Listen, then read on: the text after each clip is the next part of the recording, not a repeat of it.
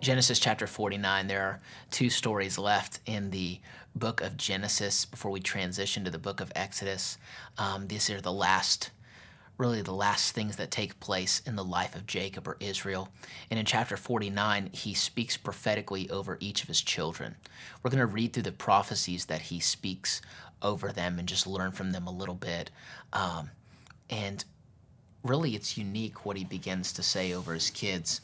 It says in Genesis 49, verse 1, that Jacob called for his sons and said, "Gather around so I can tell you what will happen to you in the days to come. Assemble and listen, sons of Jacob. Listen to your father Israel." He says to Reuben, he addresses them in the order of age. "You are my firstborn, my might, the first sign of my strength, excelling in honor, excelling in power. Turbulent as the waters, you will no longer excel." Okay, all right, this is not starting off great. He says you're going to struggle now. You're not going to excel like you used to. Then he gives them the reason. "For you went up onto your father's bed, onto my couch, and defiled it." You may remember, I believe it was in Genesis 35, that we learned the story about how Reuben went with one of his father's concubines. I believe it was Bilhah, one of the two maidservants that were of Leah and Rachel. And it says that this thing disgusted his father, but that he didn't do anything about it in the moment. It says in verse 5, he goes to Simeon and Levi, "You are brothers. Their swords are weapons of violence. Let me not enter their council, let me not join their assembly, for they have killed men in their anger and hamstrung oxen as they pleased." So basically he says in verse 6, let me not enter their council, let me not join their assembly. He says, yeah, you don't want to negotiate with these guys because these were the guys, if you remember, when their sister was taken advantage of and was brutally assaulted by Shechem, I believe was his name. They negotiated with the city to be circumcised and to come into covenant. And then when all the men were circumcised, they came and they slaughtered the whole city and took all their stuff. Basically, their dad says, hey, these guys are violent. You don't want to negotiate with them. They don't negotiate in good faith or fairly. It says, "Cursed be their anger so fierce and their fury so cruel. I will scatter them in Jacob and disperse them in Israel." Verse 8, "Judah, your brothers will praise you. Your hand will be on the necks of your enemies. Your father's sons will bow down to you. You are a lion's cub, Judah. You return from the prey, my son. Like a lion, he crouches and lies down, like a lioness who dares to rouse him." This is prophetic. Watch this, verse 10. "The scepter will not depart from Judah, nor the ruler's staff from between his feet, until he to whom it belongs shall come, and the obedience of the nation shall be his." He's alluding to the leadership of Israel and the everlasting leadership of God's people. You may notice that King David comes from the tribe of Judah. We'll learn about that later, King Solomon, but also the lineage of Christ comes from Judah. So many of the prophecy that's taking place is really alluding more towards the future and the coming of Christ. Christ is referred to as the Lion of the tribe of Judah. Verse 11, "He will tether his donkey to a vine, his colt to the choicest branch. He will wash his garments in wine, his robes in the blood of grapes. His eyes will be darker than wine, his teeth whiter than milk." It says then that Zebulun will live by the seashore. It's switching and speaking of someone different now. Will live by the seashore and become a haven for ships. His border will extend toward Sidon. He's a man who likes to do business along the water. "Issachar is a raw-boned donkey lying down among the sheep pens. When he sees how good is his resting place and how pleasant is his land, he will bend his shoulder to the burden and submit to forced labor. Dan will provide justice for his people as one of the tribes of Israel. Dan will be a snake by the roadside, a viper along the path that bites the horse's heels so that its rider tumbles backwards. I look for your deliverance, Lord. Gad will be attacked by a band of raiders, but he will attack them at their heels." So basically, Gad will be attacked, but he will attack back, and it seems like he will overcome them. "Asher's food will be rich. He will provide delicacies fit for a king. Naphtali is a doe set free that bears beautiful fawns."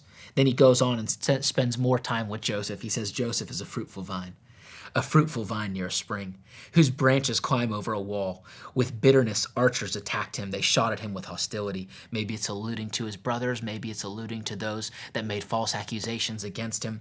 It says, "But his bow remained steady. His strong arm stayed limber because of the hand of the mighty one of Jacob, because of the shepherd, the rock of Israel, because of your father's God who helps you, because of the Almighty who blesses you with blessings of the skies above, blessings of the deep springs below, blessings of the breast and womb.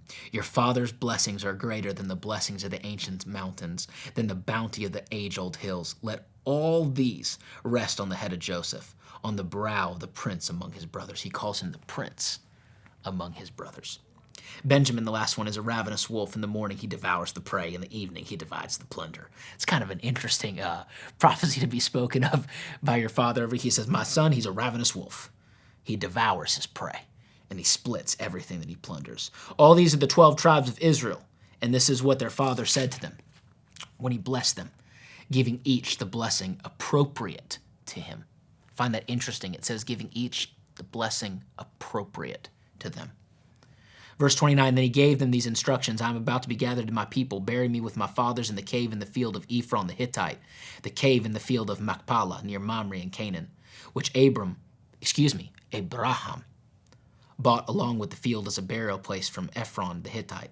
There Abraham and his wife Sarah was buried. Isaac and Rebekah were buried, and there I buried Leah. The field and the cave in it were bought from the Hittites.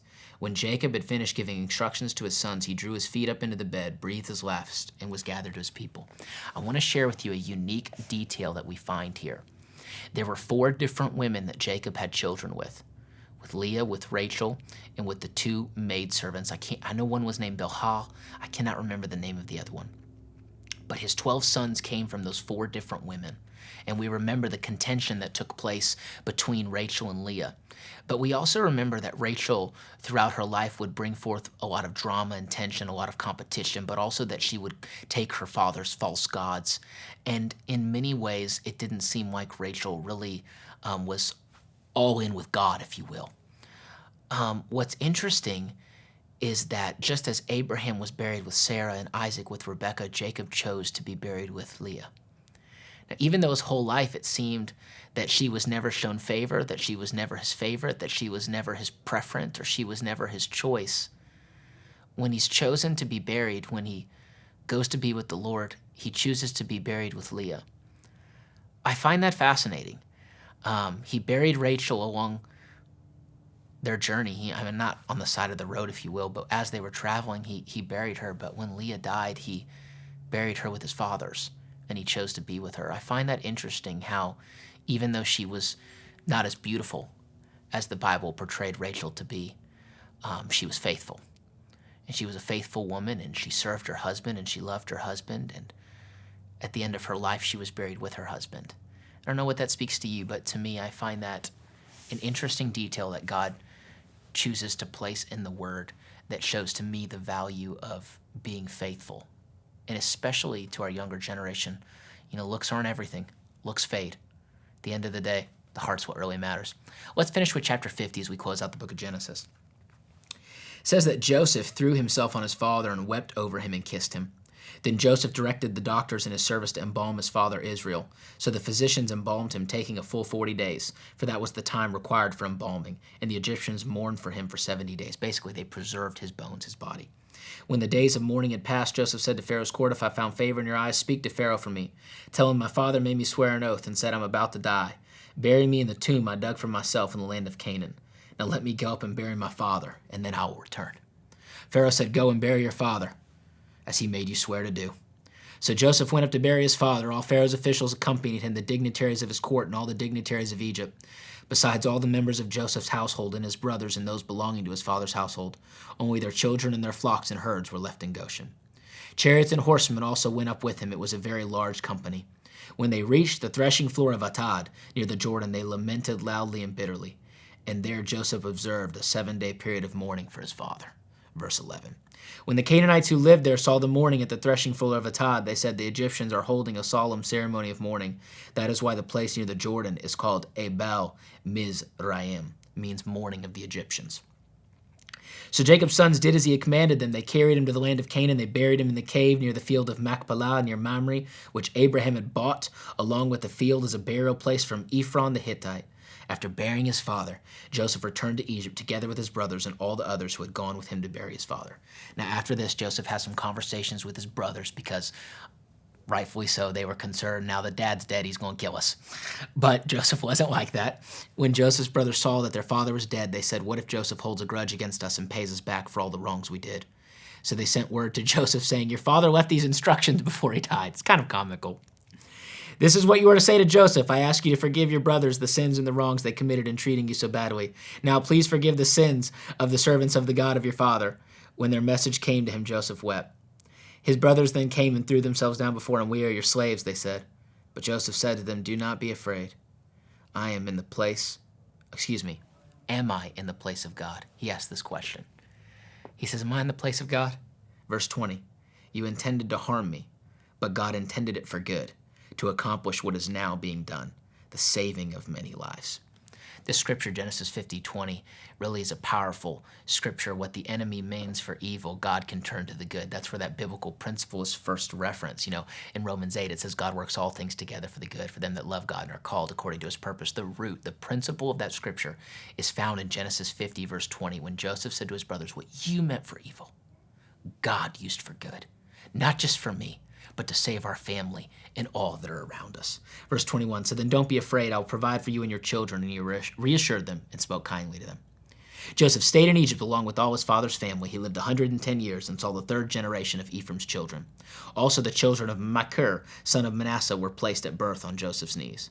Then Joseph said to his brothers, I'm about to die, but God will surely come to your aid and take you up out of this land to the land he promised on oath to Abraham, Isaac, and Jacob. And Joseph made the Israelites swear an oath and said, God will surely come to your aid, and then you must carry my bones up from this place. So Joseph died at the age of 110, and after they embalmed him, he was placed in a coffin in Egypt. Lord, I thank you. Thank you for this incredible book that you've given to us, Lord. One of many, many incredible books that you gave to us in your word, the Bible. Lord, I thank you for the lessons and the principles that you showed to us. God, I thank you for the stories that were hard to understand, that we unpacked and we learned the different principles. And God, I thank you for the pictures that were easy to follow along with. God, you put together an incredible book for our benefit, God. Lord, we're so thankful for the truths of your word, that they're practical, they're applicable, that we can understand them and we can use them in our day-to-day life. For the Bible truly is the manual to life. In Jesus Christ, you are the perfect model. Lord, we thank you for everything that you've given to us, and we look forward to learning more from you in the book of Exodus. In Jesus' name, amen. Be blessed today.